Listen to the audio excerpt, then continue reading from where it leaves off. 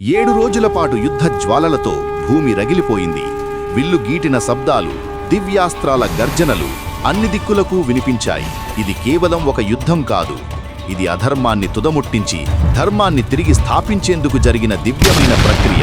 అయోధ్యకు చెందిన శ్రీరాముడు విష్ణువు యొక్క అవతారంగా భూమిపై ధర్మాన్ని స్థాపించేందుకు వచ్చారు. లంకా రాక్షసరాజు రావణుడు తన శక్తిమదంతో ధర్మానికి సంబంధించిన అన్ని హద్దులు దాటిపోయాడు. ఇప్పుడు అతని అంతం దగ్గరపడింది. ఈ యుద్ధం కేవలం భూమికి చెందిన పోరాటం కాదు. ఇది సృష్టిలో సమతుల్యతను తిరిగి తీసుకురావడానికి వచ్చిన క్షణం. ఆ సమయంలో దేవతలు ఆకాశంలో తల వంచారు. కాలం కూడా క్షణం పాటు ఆగిపోయినట్టయింది. రావణ, నీ అధర్మం ఈ రోజుతో ముగియబోతుంది. ధర్మం నీ పైకి ఖడ్గాన్ని ఎత్తింది. నీ అన్ని ప్రయత్నాలు వృధారామా. నేను భయపడను. ఓడిన దాఖలానే లేదు. ప్రతి ఒక్క దాడికి విశ్వమే వణికిపోయినట్లు అనిపించింది. పర్వతాలు కంపించాయి, నదులు ప్రవహించడం ఆపేశాయి. దేవతలు కూడా ఆశ్చర్యంతో చూస్తూ నిలబడిపోయారు. ఎందుకంటే ఈ యుద్ధం విజయం కోసమే కాదు, ఇది ధర్మాన్ని రక్షించడానికి జరిగిన యుద్ధం. రావణుడు తీవ్ర కోపంతో పోరాడాడు. అతని కోపజ్వాలలు ఆరిపోయే సూచనలు కనిపించలేదు.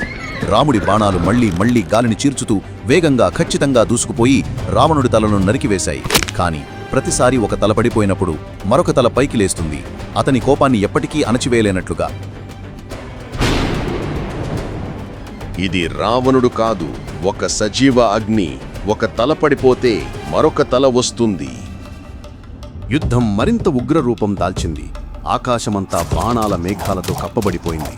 రావణుడు తన రథంపై నుంచి వినాశకరమైన దాడిని ప్రారంభించాడు. బాణాలు, గదలు, కత్తులు, త్రిశూలాలు, చెట్లు, కుండలు కూడా పెకలించి రామునిపై విసిరేశాడు. ఆకాశమంతా అతని ఆయుధాలతో నిండిపోయింది. రాముడిని పూర్తిగా నాశనం చెయ్యాలని తలంచినాడు. కాని రాముడు కదలకుండా స్థిరంగా తుఫాను వచ్చే ముందు ఉండే నిశ్శబ్దంలా నిలబడ్డాడు. మాతలి నడిపిన ఇంద్రుని దివ్యరథం ఆకాశంలో తేలుతూ రావణుడి కోపానికి ఏమాత్రం ప్రభావితమవ్వకుండా ఉంది. నీ గుర్రాలు కూడా చచ్చిపోతాయి రామా. అప్పుడు నీ రథం ఎక్కడికి వెళ్ళదు. ఇవి గుర్రాలు కావు, దైవాలు. శ్రీరాముడి భవిష్యత్తు వీటిపైనే ఆధారపడి ఉంది. రావణుడి కోపం మరింత పెరిగింది. అతను రాముని రథం యొక్క గుర్రాలుపై గురిపెట్టాడు. కాని అవి సాధారణ గుర్రాలు కావు. అవి కదలలేదు, భయపడలేదు. అవి దేవతారూపాలు, విధి భారాన్ని మోస్తున్నవి. రావణుడు తన ఆయుధాలను వాటిపై ప్రయోగించాడు. కాని అదంతా వృధా అయింది. తరువాత అతను మాతలిని పడగొట్టడానికి ప్రయత్నిస్తూ అతనిపై దాడి చేశాడు.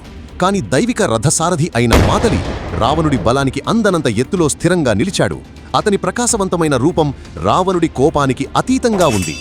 సైన్యాలు నిశ్శబ్దంగా ఉండిపోయాయి. వానరులు, రాక్షసులు అందరూ ఆగిపోయారు. చేతుల్లో ఆయుధాలు, కళ్ళల్లో విస్మయం.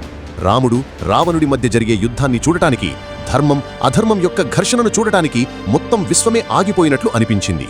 సూర్యుడు కూడా మసకబారి యుద్ధభూమిపై విషాద కాంతిని ప్రసరింపచేశాడు. గాలులు ఆగిపోయాయి. భూమి తన శ్వాసను బిగపట్టినట్లు అనిపించింది. ఆకాశంలో దేవతలు, గంధర్వులు, కిన్నర్లు ఇలా ప్రార్థించారు. ఆవులు, బ్రాహ్మణులు సురక్షితంగా ఉండుగాక.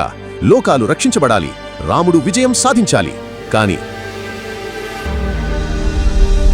రావణుడు మామూలు శత్రువు కాడు. మారీచుడు, కరుడు, దూషణుడు, కబంధుడు వంటి రాక్షసులను సంహరించిన బాణాలు, పర్వతాలను బద్దలు కొట్టిన ఆయుధాలు, ఒకే బాణంతో చెట్లను నరికివేసిన ఆయుధాలు, బలిని చంపిన ఆయుధాలు, సముద్రాన్ని కూడా మథనం చేసిన ఆయుధాలు, ఆ బాణాలు ఇప్పుడు విఫలమవుతున్నాయి. రాముడి బాణం రావణుడి తాకిన ప్రతిసారి అది అతని తలల్లో ఒకదాన్ని నరికివేస్తుంది. కానీ దాని స్థానంలో మరొకటి తక్షణమే ఉద్భవిస్తుంది.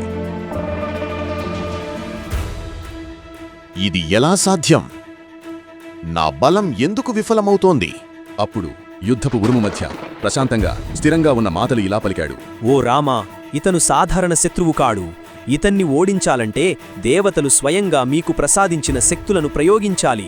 అగస్త్య మహర్షి మీకిచ్చిన బ్రహ్మాస్త్రాన్ని గుర్తుంచుకోండి. అది అమోఘమైన ఆయుధం. అది తన లక్ష్యాన్ని ఎన్నడూ తప్పదు. రాముడు కళ్ళు మూసుకున్నాడు. ఒక క్షణం పాటు యుద్ధభూమి అదృశ్యమైనట్లు అనిపించింది. అగస్త్య మహర్షి తన చేతుల్లో బ్రహ్మాస్త్రాన్ని ఉంచిన క్షణం అతనికి గుర్తుకొచ్చింది. దాని ముందు భాగం సూర్యునిలా ప్రకాశిస్తోంది.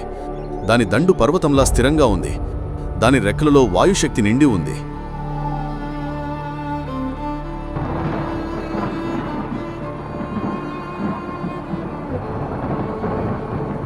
రాముడు తన విల్లుపై బాణాన్ని సంధించాడు. ప్రపంచం స్తంభించిపోయింది.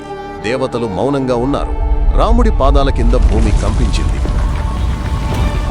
అప్పుడు రాముడు బాణం వదిలాడు. బ్రహ్మాస్త్రం ఆకాశంలో ఒక దివ్య కాంతిరేఖను సృష్టిస్తూ నిలకడగా లక్ష్యం తప్పకుండా దూసుకుపోయింది. అది అస్త్రాల తుఫానును చీల్చుకుంటూ రావణుడి మాయాంధకారాన్ని ఛేదించుకుంటూ రాక్షస చక్రవర్తి హృదయాన్ని ఛేదించుకొని వెళ్ళింది.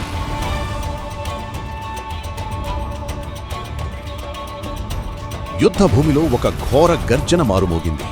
రావణుడి రోదన అతని పతన భారంతో ప్రతిధ్వనించింది. అతని రథం కంపించింది, శరీరం వణికింది. చివరికి లంకాపతి దశముఖ రాక్షసుడు భూమిపై పడిపోయాడు. ఒకప్పుడు అందరినీ ధిక్కరించిన అతని తలలు ఇప్పుడు నేలకూలాయి. వాటితో పాటు అతని సామ్రాజ్యం కూడా కూలిపోయింది. ఆకాశం వికసించింది. దేవతలు విజయోత్సాహంతో ఉప్పొంగారు. గాలులు మళ్లీ ఊపిరి పీల్చుకున్నాయి. సూర్యుడు మళ్లీ ప్రకాశించటం ప్రారంభించాడు. రాముడు విజయోత్సాహంతో కాకుండా ఒక నిశ్శబ్ద లక్ష్యంతో యుద్ధభూమిలో నిలబడి ఉన్నాడు. ధర్మం గెలిచింది. సత్యం యొక్క శక్తి ఎన్నటికీ ఓడిపోదు. యుద్ధం ముగిసింది. కాని రాముడి వీరత్వం, ధర్మం పట్ల అతని అచంచలమైన నిబద్ధత యుగయుగాలుగా ప్రతిధ్వనిస్తూనే ఉంటుంది.